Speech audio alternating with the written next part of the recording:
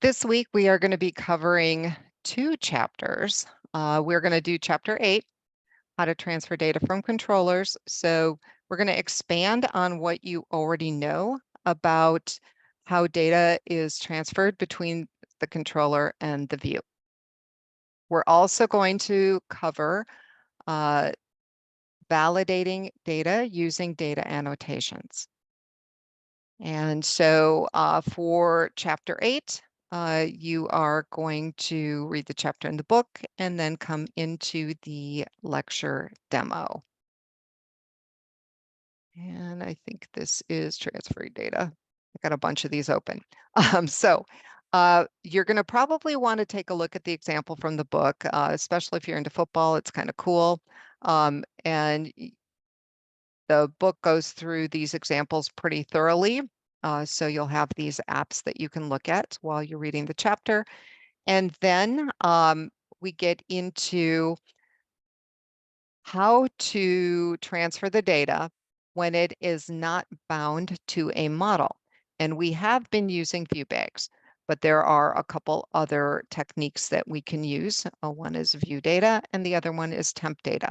So you're going to be learning about these three ways to pass data that is not part of a model. And there's some examples for you to look at of, how you set this up in the controller and then how you handle it in the various views. And then you guys are going to download a app, and then you're going to actually code those examples. So you will see how that works. The app that you're going to download, I think you're going to have some fun with. I hope you enjoy it. It does not have a database, so that's a positive. You do not have to do migrations on it. And the focus here is on passing the data from the controller to the view. Okay, and it's not bound to a model. Then we get into the action result class. You're going to learn a little bit more about that. And we are dealing in the controllers with action methods, and they return action result objects.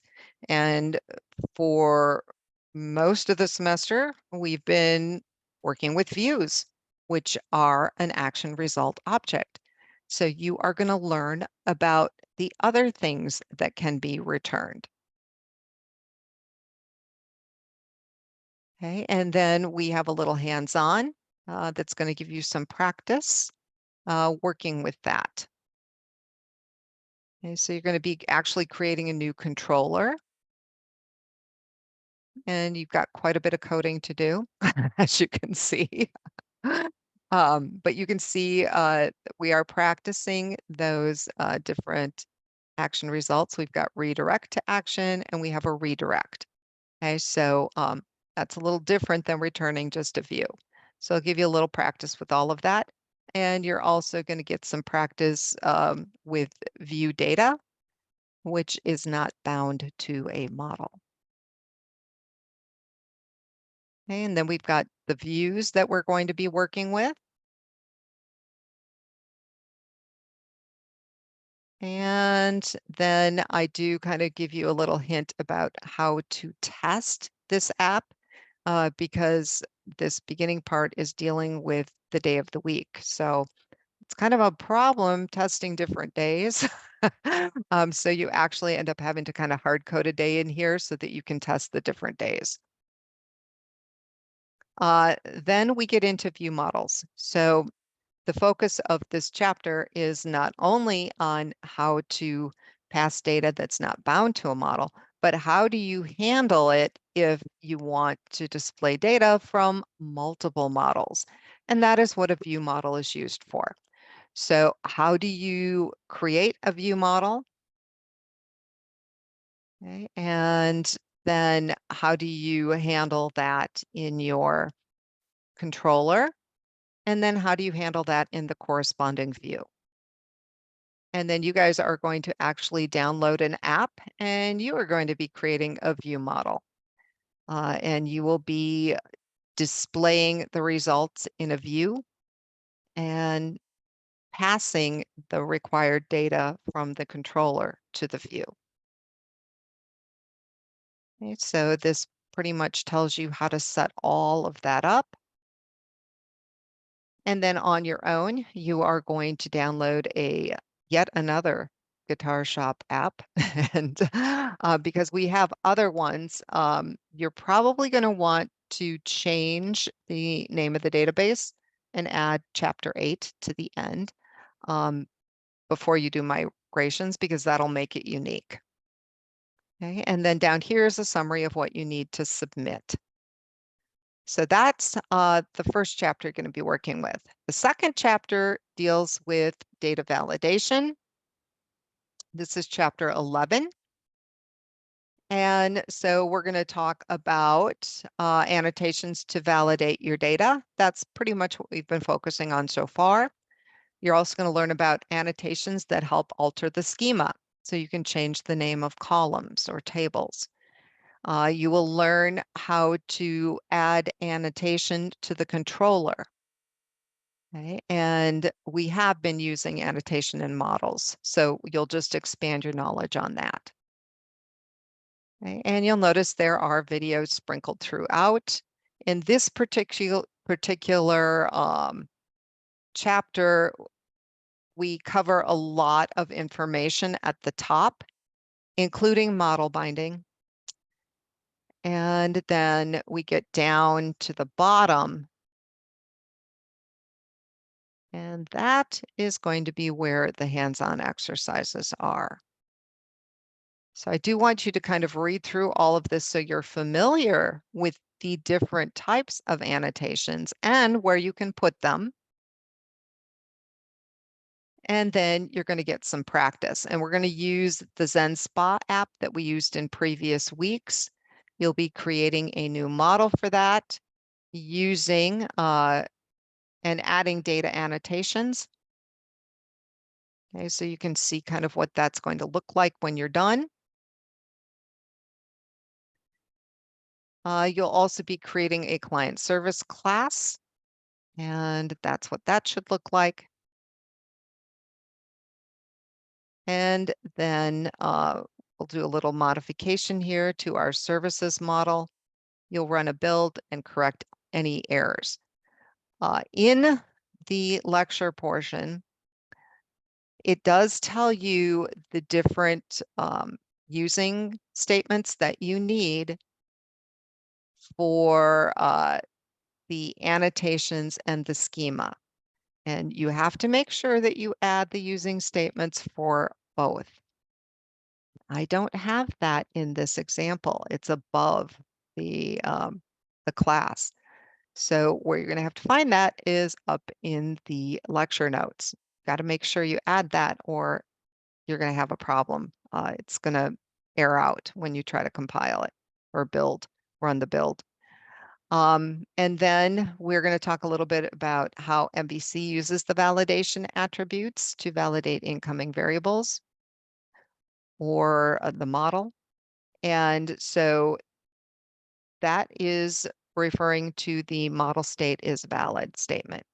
So a model state is not valid if there are any data annotation errors. And if that is the case, it always displays the view. We do get into some regular expressions here.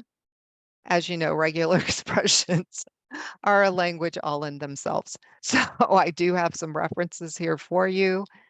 There are a lot of canned regular expressions that you can access to, check for phone numbers and file extensions and all of that. So it's not like you have to reinvent the wheel. You can actually kind of Google for different regular expressions, and I would just check them over, make sure that they look like they will work, and then you can put them in your code and definitely test them. I did include validation tag helpers. We covered that back in chapter 2. And then you're going to be adding some data validation using regular expressions just to give you a little practice. Then on your own, you're going to be working a little bit on your term project, and you're going to be adding some a regular expression to at least two properties. And it can be simple, like you can make sure, you know, a string is A to Z. Okay, it can be simple like that. It doesn't have to be complicated. Okay, and so you'll kind of read through this, add these different annotations to your project. If you add any new properties to your classes, which would affect your tables, you do have to perform migrations. Okay, so if you modify properties which would basically affect your columns, then you need migrations. Okay, otherwise you don't. And then save your changes, add the file to GitHub, and then add a link to your repo in the Dropbox. And then here is how you will be getting points.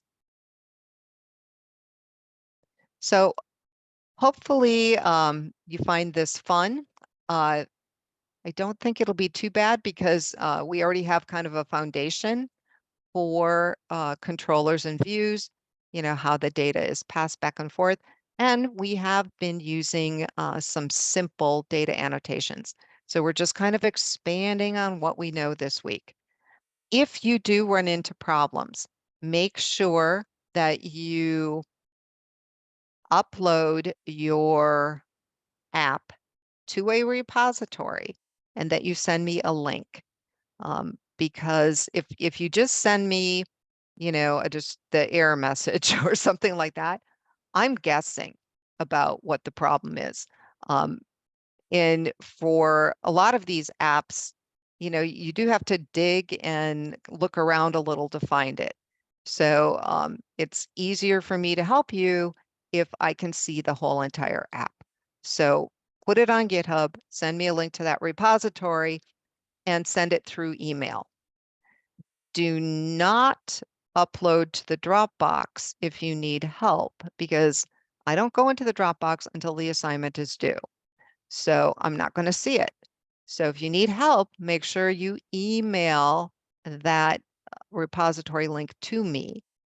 I will get that and I will help you. So I hope everybody has an awesome week and I hope you have fun with this.